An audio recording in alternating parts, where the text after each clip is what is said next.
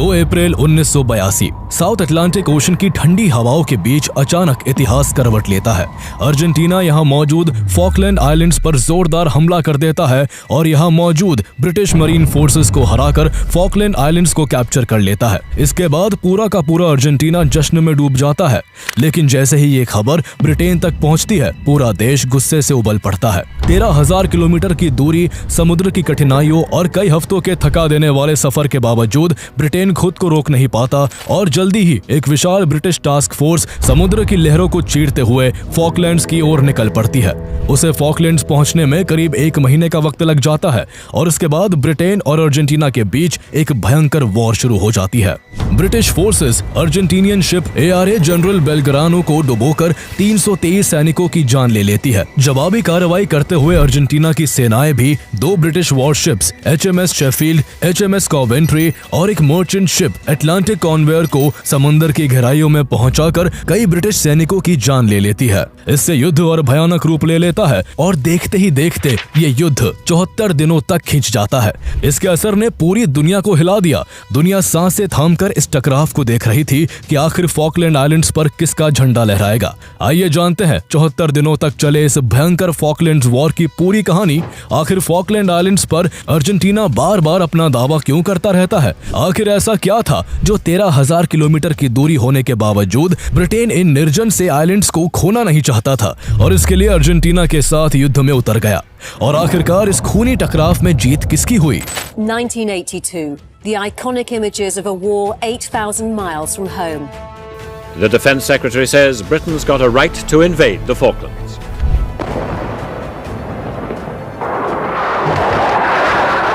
Falklands say British forces are poised for the final assault to win back the islands following their capture of the settlements of Darwin and Goose Green. Both Britain and Argentina have suffered heavy losses, a fact neither country is particularly anxious to stress, as both speak of courage, valor, and glory.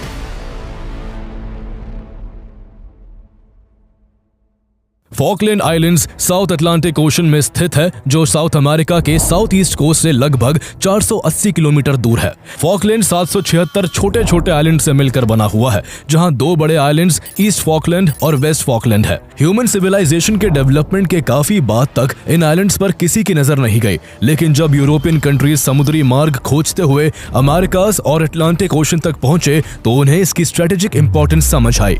American subcontinent natural resources से भरा हुआ था और इस पर कब्जे के लिए यूरोपियन कंट्रीज में होड़ लग गई थी। ऐसे में साउथ अटलांटिक ओशन में मौजूद फॉकलैंड आइलैंड्स एक परफेक्ट स्ट्रेटेजिक स्टॉप माने गए। यहाँ नेवल, एयर और आर्मी बेस बनाकर यूरोपियन कंट्रीज अपने जहाजों और रूट्स पर बड़ा एडवांटेज हासिल कर सकती थी। ऐसे में धीरे धीरे फॉकलैंड आइलैंड्स की इंपॉर्टेंस बढ़ती चली गई। सबसे पहले साल 1690 में ब्रिटिश कैप्टन जॉन स्ट्रॉन्ग ने इन आइलैंड्स को विजिट किया और उन्होंने ही इन्हें फॉकलैंड आइलैंड्स नाम दिया।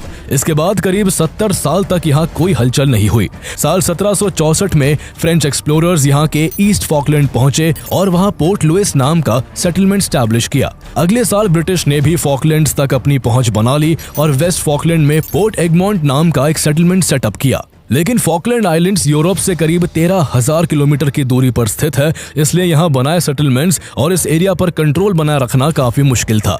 इस वजह से फ्रांस का जल्दी ही इस आइलैंड से मोह भंग हो गया और उसने साल 1767 में अपने हिस्से का फॉकलैंड स्पेन को बेच दिया। स्पेन सैकड़ों साल पहले से ही नॉर्थ और साउथ अमेरिका के कई बड़े हिस्सों में अपनी कॉलोनीज बना चुका था, जिसमें एक देश United provinces of the river plate भी था, जिसे अब अर्जेंटीना के नाम से जाना जाता है। ईस्ट फॉकलैंड्स पर कब्जे के बाद स्पेन ने पोर्ट लुइस का नाम बदलकर पोर्तो सोलेदाद कर दिया और जल्दी ही पूरे फॉकलैंड को अपने कब्जे में ले लिया, जिसमें ब्रिटेन का सेटलमेंट पोर्ट एगमोंट भी शामिल था। इस वजह से 1770 में स्पेन और ब्रिटेन के बीच युद्ध की स्थिति पैदा हो गई, लेकिन बातचीत के जरिए दोनों ने जल्दी ही मामला सुलझा लिया और स्पेन ने पोर्ट एगमोंट ब्रिटेन को वापस लौटा दिया। हालांकि कुछ साल बाद इकोनॉमिक प्रेशर्स और दूसरी स्ट्रेटेजिक प्रायोरिटीज की वजह से ब्रिटेन ने पोर्ट एगमोंट छोड़ दिया, लेकिन जाते जाते उन्होंने वहां अपना झंडा और एक प्लेग छोड़ दिया, जिसमें उन्होंने आइलैंड्स पर अपने सोवेरेनिटी क्लेम का जिक्र किया था। स्पेन भी यहाँ ज्यादा दिन तक नहीं टिक सका। साउथ अमेरिका में उसकी सत्ता कमजोर पड़ने लगी थी, इसलिए उसने 1811 में ईस्ट फॉकलैंड आइलैंड्स खाली कर दिया। इसके 5 साल बाद 1816 में फॉकलैंड्स आइलैंड से कुछ सैकड़ों किलोमीटर दूर मौजूद अर्जेंटीना भी स्पेन से आजाद हो गया। फॉकलैंड आइलैंड्स का पूरा इलाका अर्जेंटीनियन कॉन्टिनेंटल शेल्फ का हिस्सा था, इसलिए आजाद होने के तुरंत बाद अर्जेंटीना ने फॉकलैंड आइलैंड्स पर सोवेनिटी क्लेम करना शुरू कर दिया। अर्जेंटीना ने फॉकलैंड्स पर पहले एक मिलिट्री शिप भेजा और फिर कुछ टाइम बाद लुइस वर्नेट नाम के अपने एक व्यापारी को यहाँ सेटलमेंट स्टैब्लिश करने भेजा। इसके बाद साल 1828 में अर्जेंटीना ने फॉकलैंड्स को अपनी सोवेनिटी के तहत एक एडमिनिस्ट्रेटिव यूनिट डिक्लेयर कर दिया और वर्नेट को यहाँ का गवर्नर बना दिया। गवर्नर बनने के बाद वर्नेट ने अमेरिकन शिप्स को फॉकलैंड्स में फिशिंग करने से रोक दिया और शिप्स को सीज कर लिया। इससे अमेरिका गुस्से में आ गया और साल 1831 में यूएस नेवी ने फॉकलैंड्स के पुएर्तो सोलेदाद पर हमला कर अर्जेंटीना को काफी नुकसान पहुंचाया। उस समय ब्रिटेन तेजी से अपना कॉलोनियल एक्सपेंशन कर रहा था। ऐसे में फॉकलैंड्स पर अर्जेंटीना के कंट्रोल को कमजोर पड़ते देखकर ब्रिटेन 1833 में एक बार फिर से फॉकलैंड्स पर अपनी सोवेनिटी को एस्टैब्लिश करने का फैसला करता है। इसके बाद ब्रिटिश नेवी पुएर्तो सोलेदाद पर कब्जा कर लेती है और वहां मौजूद अर्जेंटीनियंस को खदेड़ देती है। वहां के अर्जेंटीनी लोगों की जगह ब्रिटेन और दूसरे इलाकों से आए लोग बसाए जाते हैं ताकि ब्रिटेन का होल्ड उस पर और भी स्ट्रांग हो सके। ब्रिटेन यहां अपनी परमानेंट एडमिनिस्ट्रेटिव स्टैब्लिश करने के बाद इसके एक पार्ट स्टैनली को फॉकलैंड्स की कैपिटल बना देता है, लेकिन इसके बावजूद अर्जेंटीना ने आइलैंड्स पर अपना क्लेम करना नहीं छोड़ा और यही क्लेम आगे चलकर दोनों देशों के बीच एक बड़े युद्ध का कारण बनने वाला था। वर्ल्ड वॉर 2 के बाद ब्रिटेन की इकोनॉमिक कंडीशन काफी खराब हो गई थी। एक साथ अपनी कई कॉलोनीज को संभालना उसके लिए मुश्किल हो गया था। इसका नतीजा ये हुआ कि एशिया और अफ्रीका के कई देशों ने आजादी की लड़ाई तेज कर दी और ब्रिटेन से आजादी पाली। इंडिया, इंडोनेशिया और कई अफ्रीकन देशों की फ्रीडम से अर्जेंटीना को लगा कि ब्रिटेन फॉकलैंड से भी वापस लौट जाएगा, लेकिन ब्रिटेन ने ऐसा नहीं किया। ब्रिटेन फॉकलैंड आइलैंड्स को अपनी ओवरसीज टेरिटरी के रूप में देखता था। वहीं दूसरी ओर अर्जेंटीना फॉकलैंड्स को अपना स्वाभाविक विस्तार मानता था, क्योंकि ये साउथ अमेरिका के कोस्ट से केवल 480 किलोमीटर दूर था और अर्जेंटीनियन कॉन्टिनेंटल शेल्फ का हिस्सा भी माना जाता था। इसलिए अर्जेंटीना का मानना था कि फॉकलैंड आइलैंड्स उसको बिलोंग करता है और ब्रिटेन ने साल 1833 में इसे जबरदस्ती सीज करके उस पर अपने लोग बसा दिए थे। इसी के चलते जब भी अर्जेंटीना के साथ इस आइलैंड्स के यूनिफिकेशन की बात उठती थी तो वहां के लोग इसका विरोध करते थे। ब्रिटेन इसे अपना हिस्सा बताने के लिए यूएन चार्टर के आर्टिकल 73 को अपना मुख्य आधार बनाता था, जिसमें कॉलोनीज के निवासियों की इच्छा को सबसे ज्यादा प्रायोरिटी देने की बात कही गई थी। लेकिन अर्जेंटीना के लोगों में फॉकलैंड आइलैंड्स को लेकर नेशनलिज्म इतना ज्यादा था कि वो इसे ब्रिटेन की कॉलोनियल मानसिकता का सिंबल बताकर फॉकलैंड आइलैंड्स को अपनी लॉस्ट टेरिटरी कहने लगे। 1960s आते आते ये विवाद इंटरनेशनल लेवल तक पहुंच गया। यूएन ने इस मामले में दखल देते हुए 1965 में रेजोल्यूशन 2065 पास किया, जिसमें फॉकलैंड्स को डिस्प्यूटेड टेरिटरी डिक्लेयर किया गया और ब्रिटेन और अर्जेंटीना से पीसफुल नेगोशिएशन की अपील की गई। इसके बाद तनाव कम करने की कोशिश शुरू हो गई। साल 1971 में ब्रिटेन और अर्जेंटीना फॉकलैंड आइलैंड्स में air and sea communications, postal services, educational और मेडिकल फैसिलिटीज बढ़ाने की बात पर अग्री हो गए। इसी समझौते के तहत साल 1972 में अर्जेंटीना ने कैपिटल सिटी स्टैनली में एक टेम्पररी एयरफील्ड भी डेवलप किया।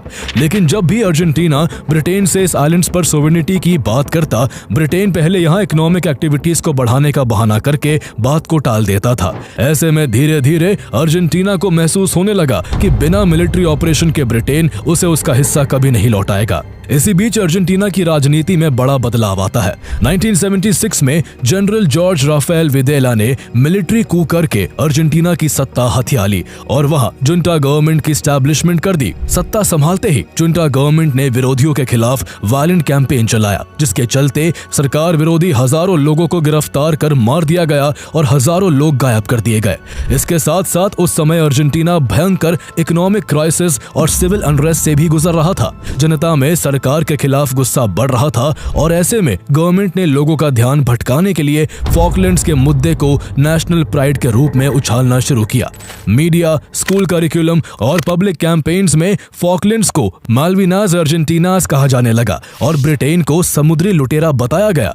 क्योंकि अर्जेंटीनियन लोग भी फॉकलैंड आइलैंड्स को अपना हिस्सा मानते थे, इसलिए पब्लिक भी फॉकलैंड्स को लेकर सरकार के समर्थन में आ गई। उधर ब्रिटेन भी इकोनॉमिक क्राइसिस से जूझ रहा था और उसे डिफेंस बजट में भारी कटौती करनी पड़ रही थी। इन डिफेंस कट्स का असर फॉकलैंड्स की सिक्योरिटी पर भी पड़ा। अब फॉकलैंड्स की सुरक्षा ब्रिटिश रॉयल मरीन्स की एक छोटी सी टुकड़ी के भरोसे थी।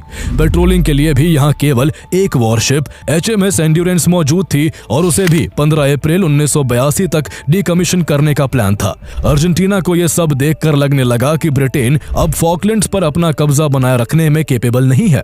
इसी सोच की वजह से उन्हें आइलैंड्स को वापस अपने कंट्रोल में लेने का ये सही वक्त लगा। दिसंबर 1981 में अर्जेंटीना के मिलिट्री रिजीम में बदलाव हुआ और जनरल लियोपोल्डो गैल्टिएरी नए जुंटा लीडर और डे फैक्टो प्रेसिडेंट बने। उनके साथ एयर ब्रिगेडियर बासिलियो लामी डोजो और एडमिरल जॉर्ज अनाया सत्ता में आए। जॉर्ज अनाया फॉकलैंड्स को अपने कंट्रोल में लेने के लिए मिलिट्री सॉल्यूशन के सबसे बड़े सपोर्टर थे और मानते थे कि ब्रिटेन 13,000 किलोमीटर दूर होने की वजह से कभी मिलिट्री जवाब नहीं दे पाएगा। यहीं से अर्जेंटीना फॉकलैंड आइलैंड्स को वापस से कैप्चर करने की प्लानिंग शुरू कर देता है। फॉकलैंड से 1400 किलोमीटर की दूरी पर साउथ जॉर्जिया आइलैंड है, जो तब फॉकलैंड आइलैंड्स के डिपेंडेंसीज का हिस्सा था। अर्जेंटीना न सिर्फ फॉकलैंड्स बल्कि साउथ जॉर्जिया पर भी अपना अधिकार मानता था, इसलिए उसका ध्यान उसे भी अपने कंट्रोल में करने पर था। 19 मार्च 1982 को कुछ Argentinian scrap metal workers south Georgia पर कब्जा कर अर्जेंटीना का झंडा फहरा देते हैं। इसके जवाब में ब्रिटेन फॉकलैंड आइलैंड्स पर मौजूद अपने इकलौते वॉरशिप HMS एंड्योरेंस को साउथ जॉर्जिया की तरफ भेज देता है। ब्रिटिश वॉरशिप का फॉकलैंड से हटना अर्जेंटीना को एक बहुत अच्छा मौका लगा और उसने 2 अप्रैल 1982 को फॉकलैंड आइलैंड्स को अपने कब्जे में करने के लिए उस पर फुल फ्लेज अटैक कर दिया। यहीं से फॉकलैंड्स वॉर की शुरुआत हो जाती है। अर्जेंटीना ने इसे ऑपरेशन रोसारियो नाम दिया था, जिसके तहत उसके करीब 600 सैनिक फॉकलैंड आइलैंड्स की राजधानी स्टैनली में उतरते हैं और वहां के गवर्नमेंट हाउस की ओर बढ़कर उसे चारों तरफ से घेर लेते हैं। थोड़ी देर बाद अर्जेंटीना की 2nd मरीन इन्फेंट्री बटालियन भी अपनी एम्फीबियस व्हीकल्स के साथ वहां पहुंच जाती है। उस समय ब्रिटिश मिलिट्री बेस में केवल 57 रॉयल मरीन्स और कुछ लोकल मिलिशिया मौजूद थे। उन्हीं के सहारे गवर्नर रेक्स हंट ने शुरुआत में थोड़ा रेजिस्टेंस दिखाया, लेकिन जल्दी ही उन्हें समझ आ गया कि इतने से सैन्य बल के साथ अर्जेंटीनियन फोर्स को रोकना मुश्किल है। इसलिए अननेसेसरी ब्लडशेड से बचने के लिए उन्होंने सरेंडर कर दिया। अर्जेंटीनियन सैनिकों ने गवर्नमेंट हाउस पर कब्जा कर लिया और ब्रिटिश फ्लैग उतारकर वहां अर्जेंटीना का झंडा फहरा दिया। अगले दिन तक अर्जेंटीनियन फोर्सेस ने साउथ जॉर्जिया के ईस्ट कोस्ट को भी कैप्चर कर लिया। जैसे ही ये दोनों खबर लंदन पहुंची, British prime minister Margaret Thatcher गुस्से से भर उठी। उन्होंने ब्रिटिश पार्लियामेंट में घोषणा की कि ब्रिटेन किसी भी कीमत पर फॉकलैंड्स और साउथ जॉर्जिया को वापस लेगा।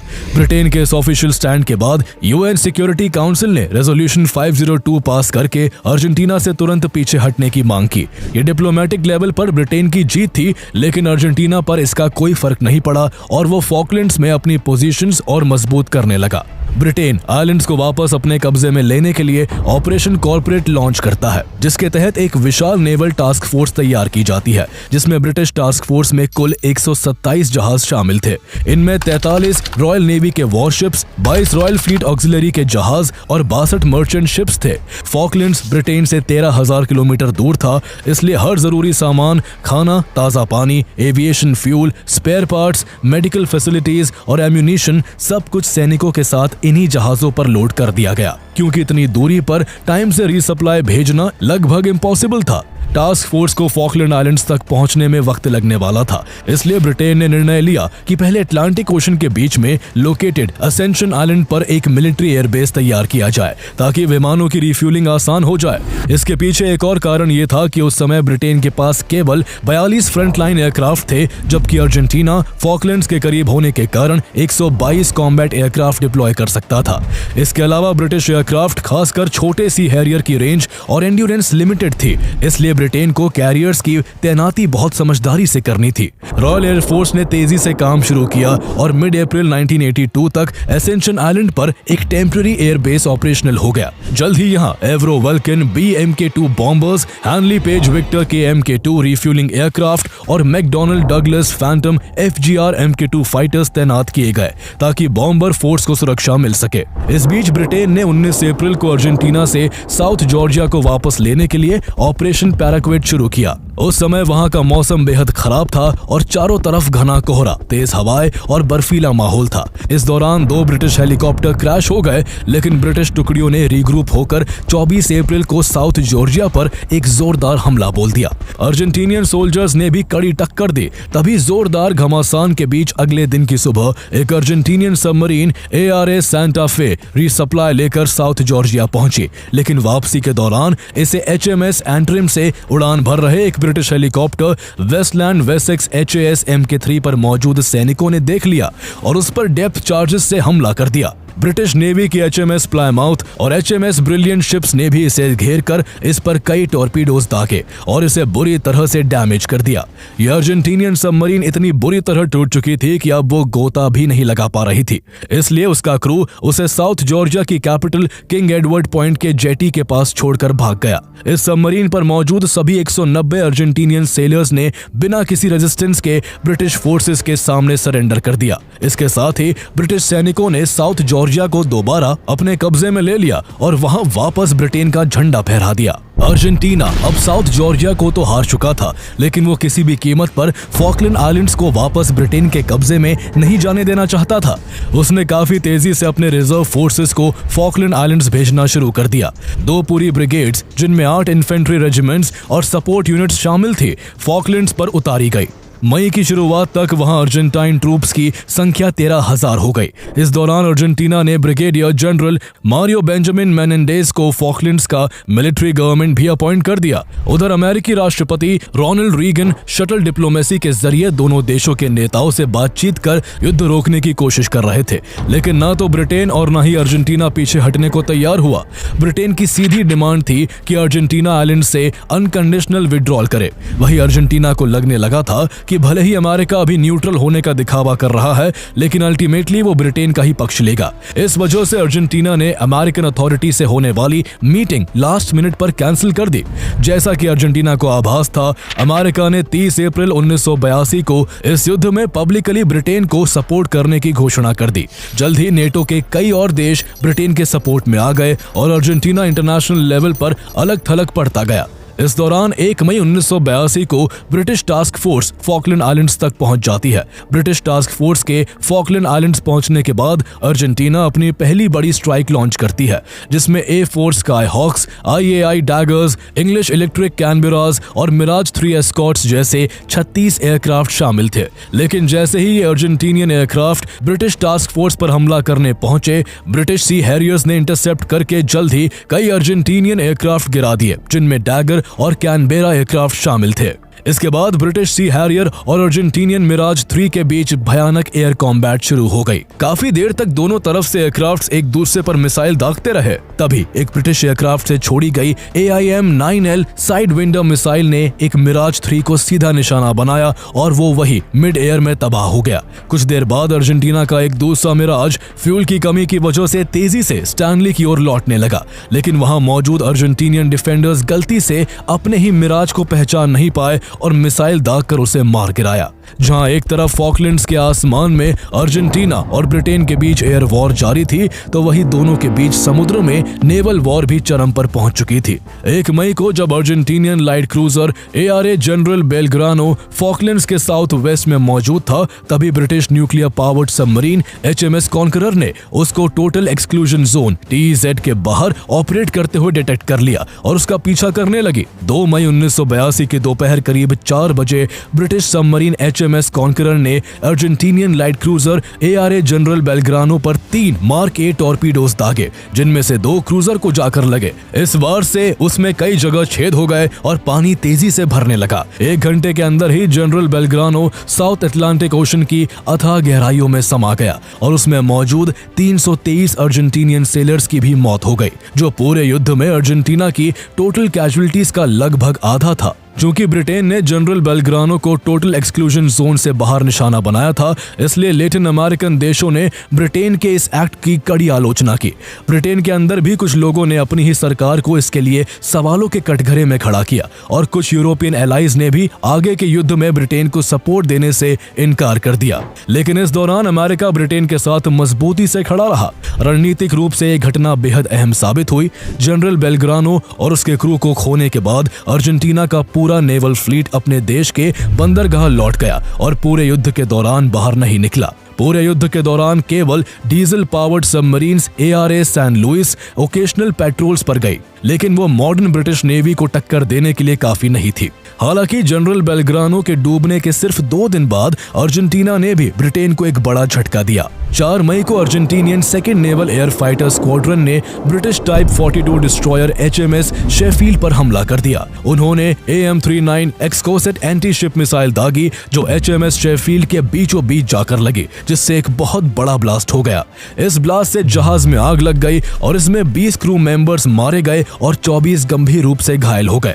ब्रिटिश नेवी ने फैसला किया कि HMS शेफील्ड को खींचकर एसेंशन एयरबेस तक ले जाया जाएगा, लेकिन डैमेज इतना ज्यादा था कि 10 मई को जब HMS यारमाउथ उसे खींचकर ले जा रही थी, तभी HMS शेफील्ड फॉकलैंड्स के ईस्ट में डूब गई। वर्ल्ड वॉर 2 के बाद ये पहला मौका था जब रॉयल नेवी का कोई जहाज युद्ध के दौरान डूबा था। इस दौरान अर्जेंटीनियन पायलट्स अपने एयरक्राफ्ट से लगातार ब्रिटिश वॉरशिप पर बम बरसाते रहे। 21 मई को अर्जेंटीनियन एयरफोर्स ने HMS आर्डेंट पर भारी बमबारी की, जिससे वो भी डूब गया। 26 मई को अर्जेंटीनियन एयरक्राफ्ट ने merchant ship MV Atlantic conveyor पर एक्सकोसेट मिसाइल से हमला किया, जिसमें ब्रिटेन ने अपने 3 चिनूक हेलीकॉप्टर्स, 5 वेसेक्स हेलीकॉप्टर्स, उनके मेंटेनेंस इक्विपमेंट, रनवे बनाने की मशीनें और फील्ड टेंट्स को खो दिया। ये ब्रिटिश के लिए बहुत बड़ा लॉजिस्टिक झटका था। इस हमले में British merchant navy container ship Atlantic conveyor डूब गया और उसके 12 क्रू मेंबर्स की मौत हो गई। ब्रिटिश फोर्सेस के लिए इस पूरे वॉर में सबसे बड़ी मुसीबत अर्जेंटीना की तरफ से दागी जा रही एक्सकोसेट मिसाइल्स थी, और ये एक्सकोसेट मिसाइल्स किसी और की नहीं बल्कि ब्रिटेन के दोस्त फ्रांस की थी।